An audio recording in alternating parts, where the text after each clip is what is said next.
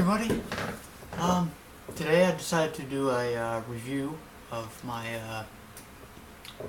Archer 2 by Parkzone. I got the bind and fly model for Christmas, and you know, the plane's a little over a year old, but I've wanted it since it came out, and I finally got one. So it's a decent sized airplane. See, I can kind of fit it in the whole camera angle view there. So anyways, yes, this is the Parkzone Archer 2 bind and fly. Got it from Horizon Hobby. It's like, I believe it's about $130. This is a great fun plane to fly. Now I've only flown it 3 times because unfortunately the weather hasn't been good enough really. I wanted to fly it today, but it's a little too windy. So hopefully I can fly it again soon. But yeah, this is a great model to fly. I don't recommend it. This is just my opinion. I wouldn't recommend it for someone just learning to fly. Even though it is a trainer plane, I see it more for someone who's flown a high wing trainer with ailerons, because this thing, it's fast for its you know, for what it is. It's pretty fast. It's got tons of power, brushless motor. I fly it on low rates. It really doesn't need flown on high rates unless I want to try and do a roll or a loop with it, but even then I don't really think I'd need it on high rates. Low rates seem pretty good. Now this is a scale model, so let's see if we can get a good view there. It's kind of soft. There we go. We got the pilot in there. We got the antenna on top, which also opens the hatch. I'll show you that in a minute. You got this is the grip where you would step up on the wing to get into the airplane. It's got the gas cover showing you what type of gas to put in it, and it's just amazing. It's just an amazing airplane. The tail number, everything. I mean, it just looks cool. It flies great. It just looks amazing in the air. Looks amazing on the ground too. Now this has tricycle landing gear. So where I fly, the field I fly in is really rough. It's a bean field that's it's not growing any beans right now, but it's really rough. But this thing lands just beautifully. If you just flare the aircraft as it is about to touch, just flare it out, and the back wheels will touch, and it just rolls right across it like no problem. So if you have a nice grass runway, even, this thing should, I'm not sure about taking off. Pretty sure it would, as long as the grass is low enough. But it'll definitely land with no problem.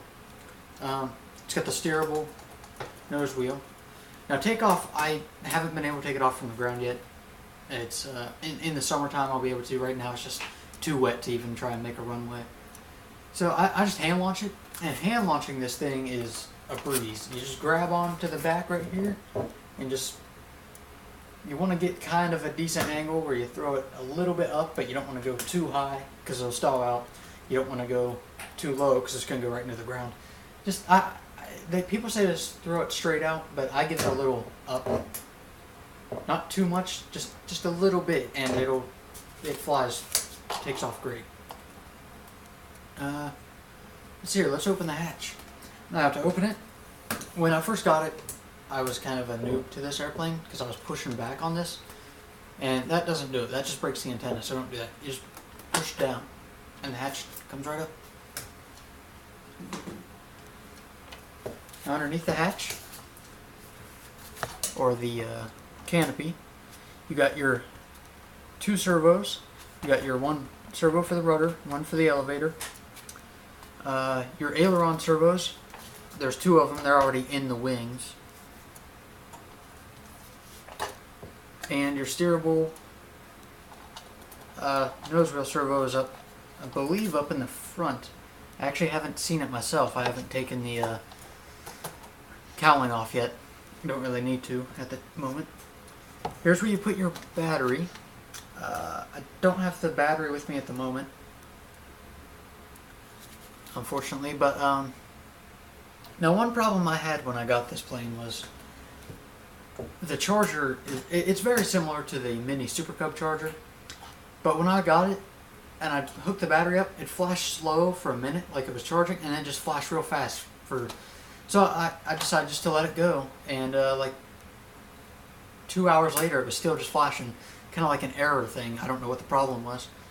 So I just used my Mini Super Cub charger, and it charges the battery up just fine.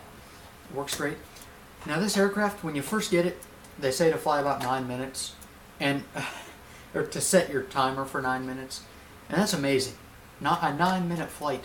Most of my airplanes get about 4 to 5 minute flights, but this thing is great on the battery. With the right throttle management, you can get 11 minutes and over.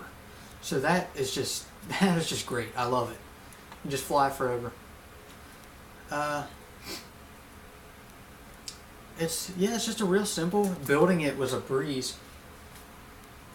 To put the main wing on, I believe, I don't remember exactly, you just slide it in here, push it down, and 2 screws, and the wing goes right on. It's great. I'm not going to take the landing gear off right now. Hang on. Yeah, I'm not going to take that off right now, because I don't want to mess anything up. But the landing gear, it's angled, so you just put it in this hole right here, and then you turn it, and it locks into place under these 2 clips. And the nose wheel's already installed, so you don't even have to worry about that. Mine's a little dirty. I haven't cleaned it up yet. Now, I was a little nervous putting the elevator on because I swore it was going to break. But you put your the rod through this 3rd hole on the horn here, and then you bend it, or you bring it back, and then you push it in, and it looks like it's going to break, but I mean it's fine. It's not going to break, I assure you. This is to anyone who hasn't flown it yet, or anyone who doesn't have the Archer yet and plans on getting it. Highly recommended. It's fun. It's stale. It just looks amazing in the air. Now the controller I use, or the transmitter I use for it, is the DX5E, which is what I use for all my aircraft. Yeah, I can't say I'd recommend the Archer for someone just learning to fly, but if you've flown, heck, I honestly, actually, I take that back what I said about flying a high wing aileron trainer. If you fly a 3-channel, elevator rudder Super Cub, you should have no problem with this. I mean, as long as you know how to keep it in the air, and as long as you know how ailerons work, you should have no problem. It's just basic. It's very basic. It's a tough airplane. So I've had 3 flights with it. I'm so excited to get it back out again. Hopefully, maybe tomorrow, sometime this week. I really want to get it out and fly it again because it's just great. It's so fun. And I'm flying more advanced airplanes now. I'm flying the Parkzone Extra 300, which I have a review of that coming up soon. So stay tuned for that. And yeah, I mean, I've flown the Micro MiG, the Micro Polecat. Those are more advanced airplanes. And this is just pure fun. I mean, you get such a long flight time out of it. I highly recommend it to anyone who's flown any type of aircraft. I recommend this.